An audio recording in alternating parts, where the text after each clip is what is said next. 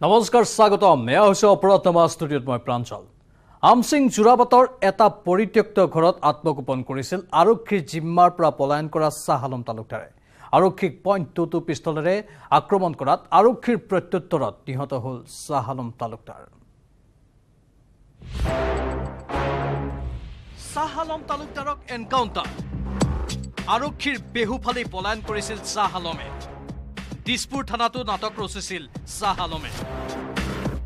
অৱশেষত আৰক্ষীৰ দুটা গুলিয়ে চিৰদিনৰ বাবে শেষ কৰি পেলালে এটা দুৰ্ধৰ্ষ অপৰাধীৰ কোলা অধ্যায় হাতগাঁও আৰক্ষীৰ জিম্মাৰ পৰা পলায়ন কৰিও সাৰি নগ'ল শাহ আলম তালুকদাৰ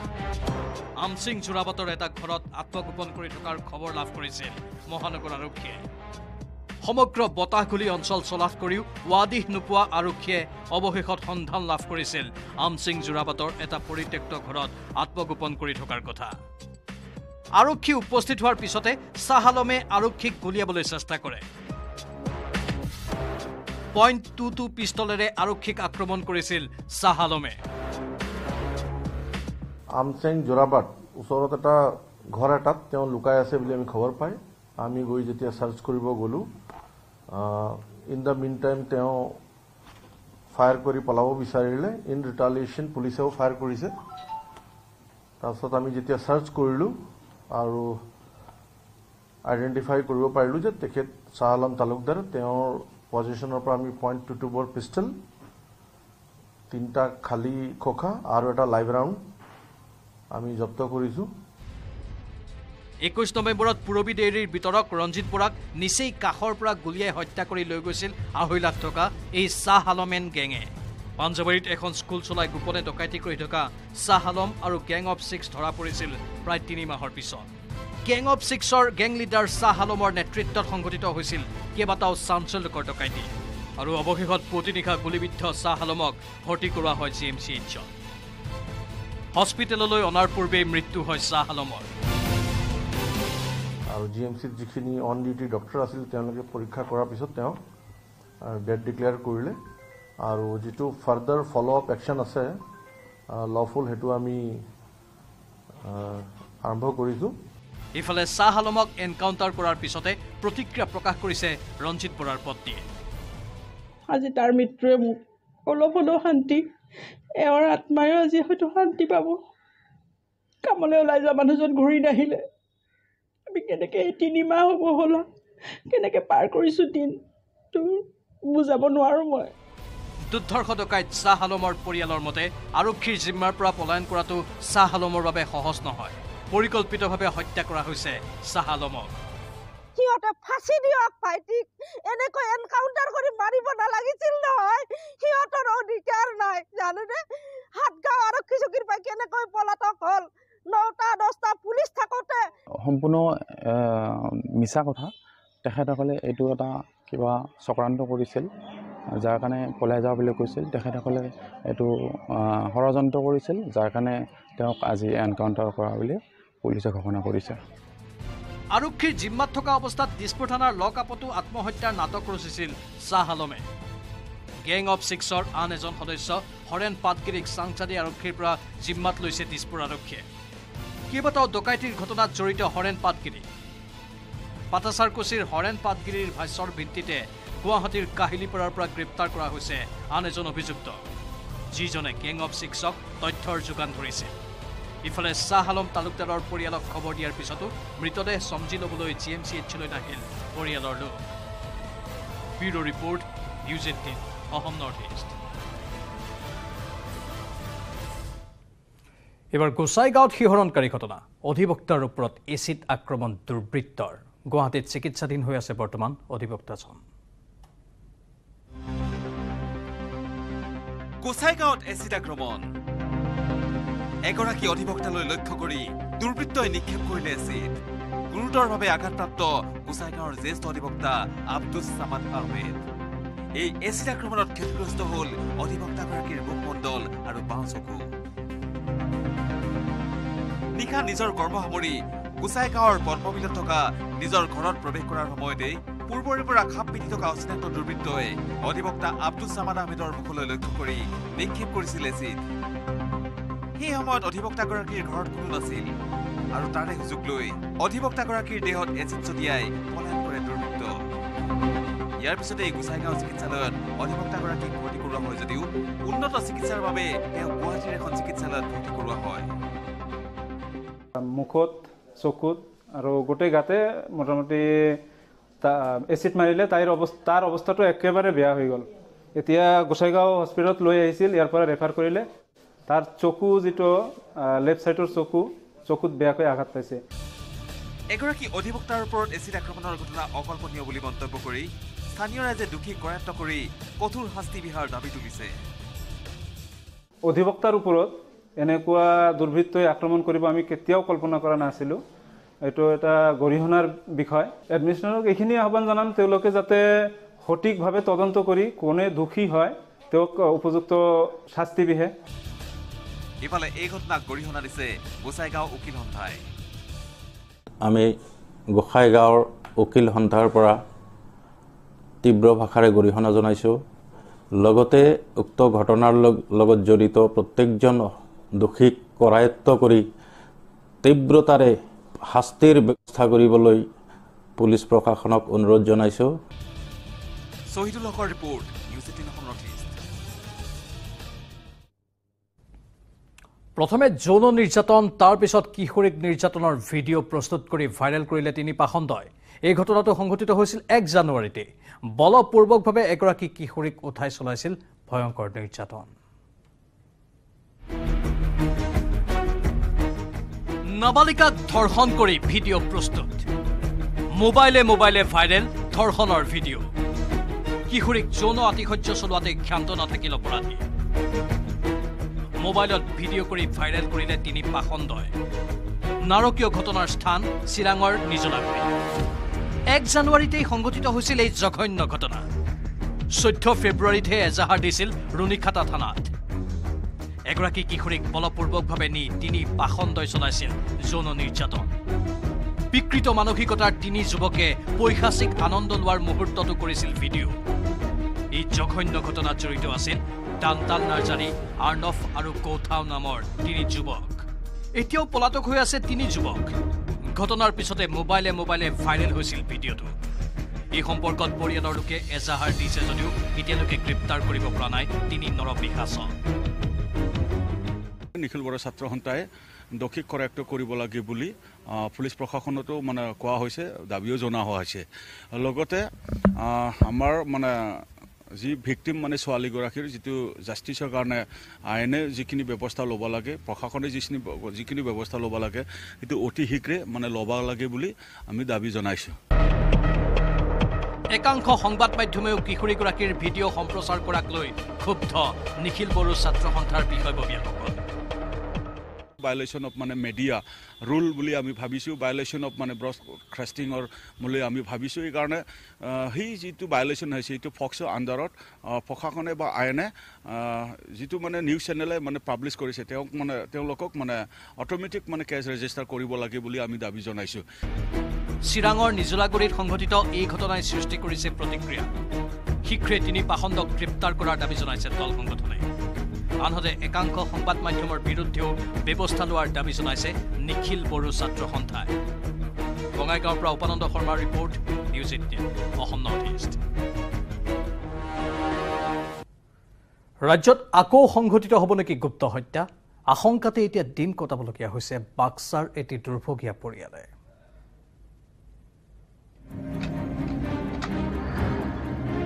ভগ্নী বিদ্ৰোহী সংগঠনত যোগ দিয়াৰ সন্দেহ। এই সন্দেহত আৰক্ষীৰ টাৰ্গেট যুৱতীৰ তিনি ভাতৃ। যোৱা এমাহ ধৰি খবৰ নাই আৰক্ষীয়ে উঠাই নিয়া তিনি ভাতৃৰ। আটক নে গ্ৰেপ্তাৰ নে আৰক্ষীৰ অপহৰণ, কোনেও নাজানে সেয়া।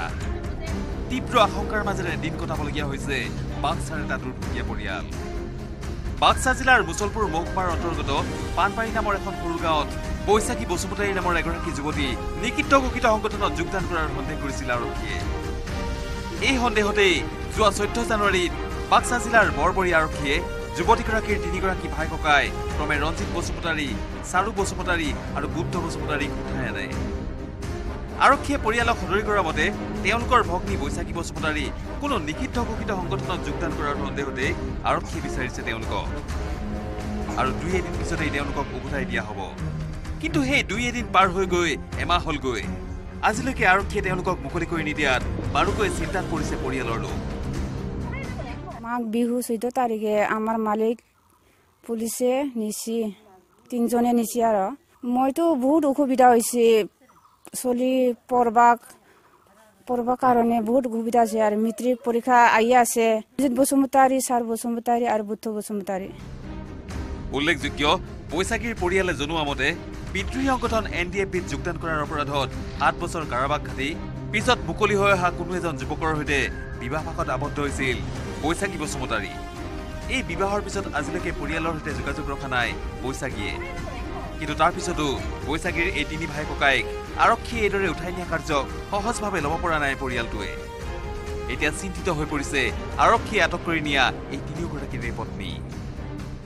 আমি এতিয়া ভয় লাগে আমাৰতো মালিক নহ'লেতো আমি চলবা নোৱাৰো ঘৰখন আমি 3 জন 4 জন হেনেকুৱা পৰিয়াল আমি ভাই ককাই তাহাক 3 জন লৈ গৈছে আমি ভাবো সরকারি কোটবা কিবা করব নেকি আমার ভয় লাগে আমি বৈশাখীৰ লগত একো যোগাযোগ নাই ফোনৰ কানেকশন নাই কাৰ লগত বিয়া হৈছে হেনেকুৱা হিগলা আমি নাইয়ে দে মুছলপুৰৰ পৰা মনোহৰ ৰাজবংশীৰ report news 18 Assam north east অপৰাধ জগতৰ আৰু বহু খবৰ আছে জনাই থাকিম বিৰতিৰ পাছত কেৱল ষ্ট্ৰং নহয় মাইথান ষ্ট্ৰং মাইথান ষ্টীল নিৰ্মাণৰ মানদণ্ড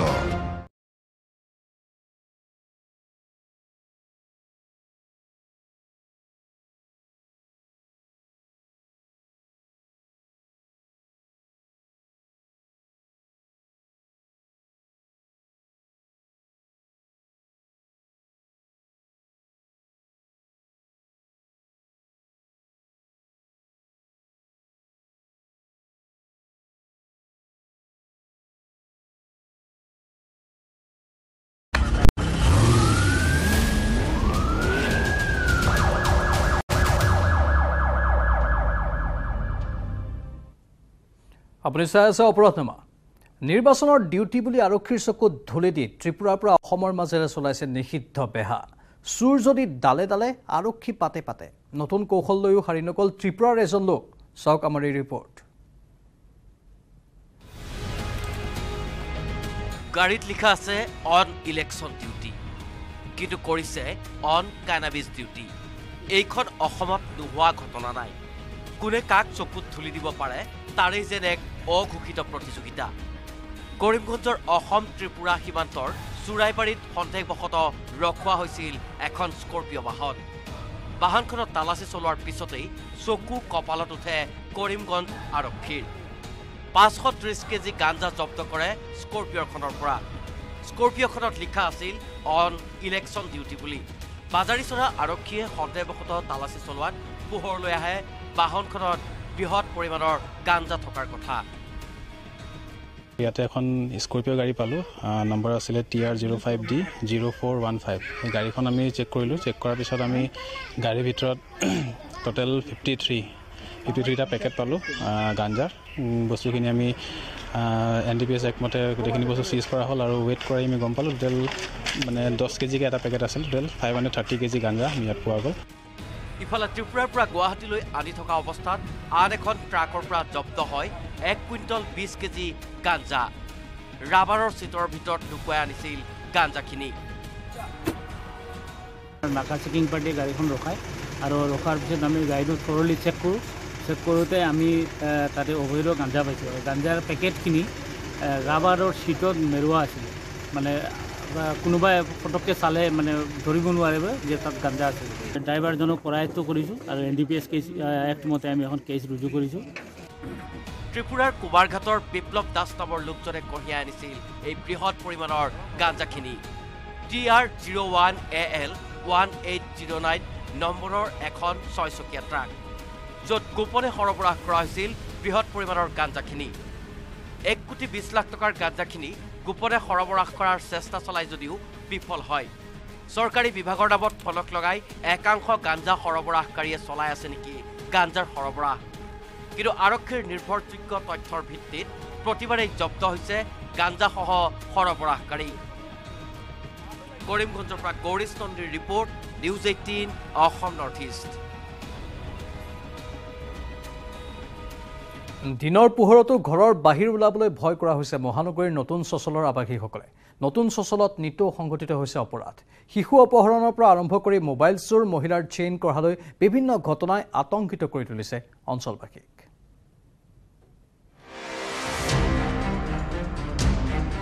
মহানগৰীৰ অপৰাধজনিত ঘটনাক লৈ আতংকিত এটা অঞ্চল অঞ্চলটোত নিতৌ সংঘটিত হৈছে এটাৰ পাছত আনটো অপৰাধ অপৰাধজনিত ঘটনাক লৈ স্বাভাৱিকতেই উদ্বিগ্ন অঞ্চলবাসী ইয়াতে প্ৰায় এদিন দুদিনৰ মূৰে মূৰে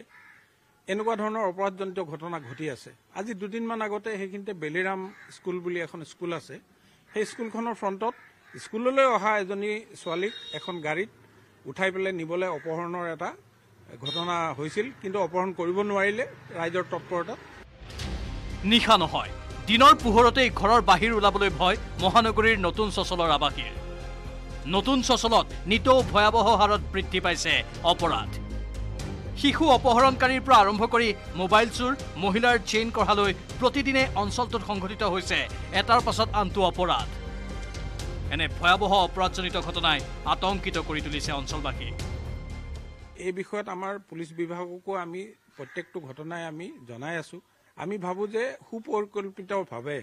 যে এই ঘটনাক্ৰমবোৰ নাইকিয়া কৰাৰ বাবে এই অঞ্চলবোৰত কিবা এটা কৰাৰ সময় আহি পৰিছে জনতাৰ নিৰাপত্তাহীনতাৰ বাবে অঞ্চলবাসীয়ে এতিয়া ঘৰৰ বাহিৰ ওলাবলৈ ভয় হেলমেট পৰিধান কৰি বাইকত অহা দুৰ্বৃত্তই কাঢ়ি লৈ যায় সামগ্ৰী যেতিয়া আপোনাৰ এনেকৈ পিস্তল এটা দেখুৱাই যদি আপোনাৰ লৈ যায় তাতেতো কৰিব লগা বহুত কম থাকে ন তো সেইটো ক্ষেত্ৰত কিবা এটা কৰাটো দৰকাৰ হৈছে এতিয়া দুটা হেলমেটৰ যেতিয়াৰ পৰা এইটো হৈছে হেৰি আপোনাৰ তেতিয়াৰ পৰা তাৰমানে আপোনাৰ এইবিলাক ঘটনা অলপমান ইয়াত হেৰি আপোনাৰ বৃদ্ধি বেছি হৈছে নতুন চচলত সংঘটিত এনে অপৰাধ ৰোধ কৰিবলৈ আৰক্ষীক ব্যৱস্থা গ্ৰহণৰ দাবী অঞ্চলবাসীৰ উল্লেখযোগ্য যে অঞ্চলটোত সন্দেহজনক একাংশ লোকৰ নিতৌ চলাচল হয় বুলি দাবী অঞ্চলবাসীৰ কেইবাবছৰ অঞ্চলৰ সৈতে বলেন ভট্টাচাৰ্যৰ report news 18 Assam north east Rangia drugs সৰবৰাহকাৰীৰ কৌশল দেখি তবত মানিছে আৰক্ষীয়ে পেট্ৰলৰ টেংকিত লুকুৱাই অনা 1 কোটি টকাৰ ড্ৰাগছ জব্দ কৰিবলৈ সক্ষম হৈছে ৰঙিয়া আৰক্ষীয়ে গাড়ীৰ টেংকিৰ ভিতৰত লুকুৱাই আনিলে ড্ৰাগছখিনি এই ৰিপৰ্ট আগবঢ়াই বিদায় লৈছোঁ অপৰাধমৰ পৰা নমস্কাৰ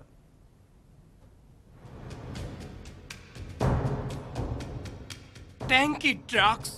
7 কোটি টকাৰ নিষিদ্ধ ড্ৰাগছ জব্দ বলেৰো বাহনৰ টেংকিত লুকুৱাই আনে ড্ৰাগছ ৰঙিয়া ড্ৰাগছ সৰবৰাহকাৰীৰ কৌশল দেখি তবত মানিছে আৰক্ষীয়ে পেট্ৰলৰ টেংকিত লুকুৱাই অনা 1 কেজি ড্ৰাগছ জব্দ কৰিবলৈ সক্ষম হৈছে ৰঙিয়া আৰক্ষী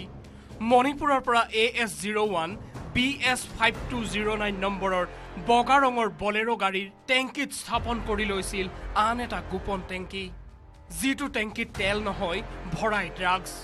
দিল্লীলৈ টেংকিত ড্ৰাগছখিনি ভৰাই লৈ গৈ থকা অৱস্থাতেই 7 কোটি টকাৰ নিষিদ্ধ ড্ৰাগছখিনি ধৰা পেলাই ৰঙিয়া আৰক্ষীয়ে আমি প্ৰায় 67 পেকেট আমি সাসপেক্টেড হেৰোইন ষ্টাফ মই পাইছোঁ আৰু তাৰ এতিয়া আমি তদন্ত চলাই আছোঁ বাকীখিনি এৰেষ্ট কৰা হৈছে যোনজন পেডলাৰ আছিলে পেডলাৰজনকে পোৱা হৈছে ডিমাপুৰৰ পৰা ট্ৰেনজিট কৰিছিলে একদম দিল্লীৰ ফালে গৈ আছিলে দিন বেয়া আছিল ড্ৰাগছ সৰবৰাহ কৰা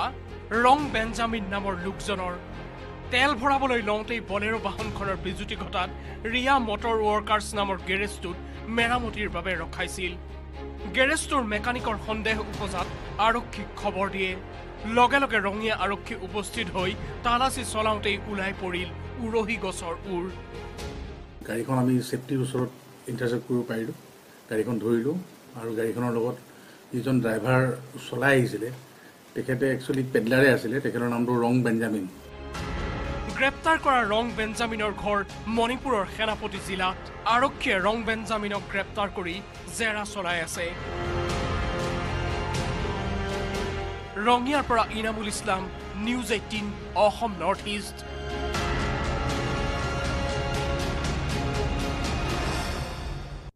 কেৱল